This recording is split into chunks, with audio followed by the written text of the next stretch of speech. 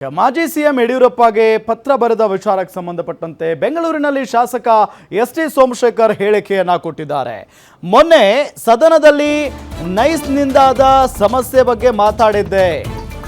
ನೋಡಿ, ಮಾಜಿ ಸಿಎಂ ಯಡಿಯೂರಪ್ಪಗೆ ಪತ್ರ ಬರೆದ ವಿಚಾರಕ್ಕೆ ಸಂಬಂಧಪಟ್ಟಂತೆ ಬೆಂಗಳೂರಿನಲ್ಲಿ ಶಾಸಕ ಎಸ್.ಟಿ. ಸೋಮಶೇಖರ್ ಹೇಳಿಕೆಯನ್ನ ಕೊಟ್ಟಿರೋದು. ಮೊನ್ನೆ ಸದನದಲ್ಲಿ ನೈಸ್ನಿಂದಾದ ಸಮಸ್ಯೆ ಬಗ್ಗೆ ಮಾತಾಡಿದ್ದೆ. ನಾನು ಮಾತಾಡಿದ್ದಕ್ಕೆ ರುದ್ರೇಶ್ ಕಾಮೆಂಟ್ ಮಾಡಿದ್ದಾರೆ. ಮನಸ್ಸು ಮಾಡಿದ್ರೆ ಉಚ್ಚಾಟನೆ ರದ್ದು ಮಾಡಿ 3 ದಿನದಲ್ಲಿ ವಾಪಸ್ ಬರ್ತೇನೆ. ನಮಗೇನು ಸ್ವಾಭಿಮಾನ ಇಲ್ವಾ? ಸ್ವಾಭಿಮಾನ ಬಿಟ್ಟು ರಾಜಕಾರಣ ಮಾಡಲ್ಲ. ನನ್ನ ಸ್ವಾಭಿಮಾನ ಕೆಣಕುವ ಕೆಲಸ ಮಾಡ್ತಾ ಇದ್ದಾನೆ.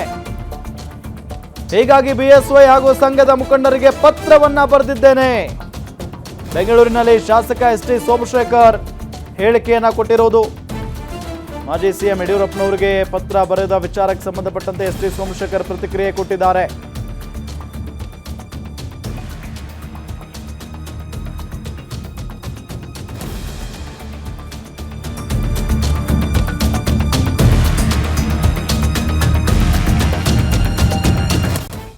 ಅಕಸ್ಮಾತ್ ನೋಡಪ್ಪ, ನಾನು ಬಿಜೆಪಿಯಿಂದ ಸಸ್ಪೆನ್ಷನ್ ಆಗಿರ್ಬೋದು, ನಾನು ಮನಸ್ಸು ಮಾಡಿದ್ರೆ 2 ದಿವಸದಲ್ಲಿ ನಾನು ಎಕ್ಸ್ಪೆಲ್ನ ಕ್ಯಾನ್ಸಲ್ ಮಾಡಿ ಮತ್ತೆ ಬಿಜೆಪಿಗೆ ಬರ್ಬೋದು.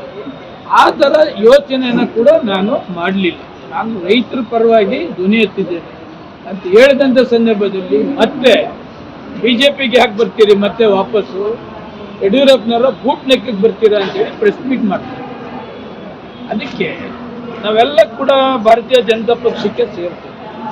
ಕಾಂಗ್ರೆಸ್ಸಿಂದ ಹೋದೋ JDS ಇಂದ ಹೋದೋ ಯಡಿಯೂರಪ್ಪನವರು ಗೌರವಯುತವಾಗಿ ನಮ್ಮನ್ನೆಲ್ಲ ನಡೆಸ್ಕೊಂಡಿದ್ದಾರೆ. ನೆಕ್ಸ್ಟ್ ಯಾರಾದರೂ ಬಿಜೆಪಿಗೆ ಬರಬೇಕಾದ್ರೆ ಯಡಿಯೂರಪ್ಪ ಅವ್ರ ಮಗನ ಬೂಟ್ ನಿಕ್ಕೊಂಡು ಹೋಗ್ಬೇಕು. ಅವ್ರಿಗೇನು ಸ್ವಾಭಿಮಾನ ಇಲ್ಲ.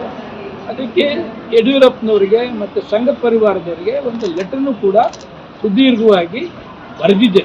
ಸ್ವಾಭಿಮಾನವನ್ನು ಕೆಣಕ್ತಕ್ಕಂಥದ್ದಿದೆಯಲ್ಲ, ನಾನು ಯಾವತ್ತೂ ಸ್ವಾಭಿಮಾನ ಬಿಟ್ಟು ರಾಜಕಾರಣ ಮಾಡಲಿಲ್ಲ. ಕೆಲವು ಸಂಘದ ಪ್ರಮುಖರು ಕೂಡ ಮಾತನಾಡಿ ಇಲ್ಲ ಇದು ತಪ್ಪು, ಇದು ಸರಿ ಇಲ್ಲ, ಮಾನಹಾನಿ ಆಗ್ತಕ್ಕಂಥದ್ದನ್ನು ಹೇಳಿದ್ದಾರೆ.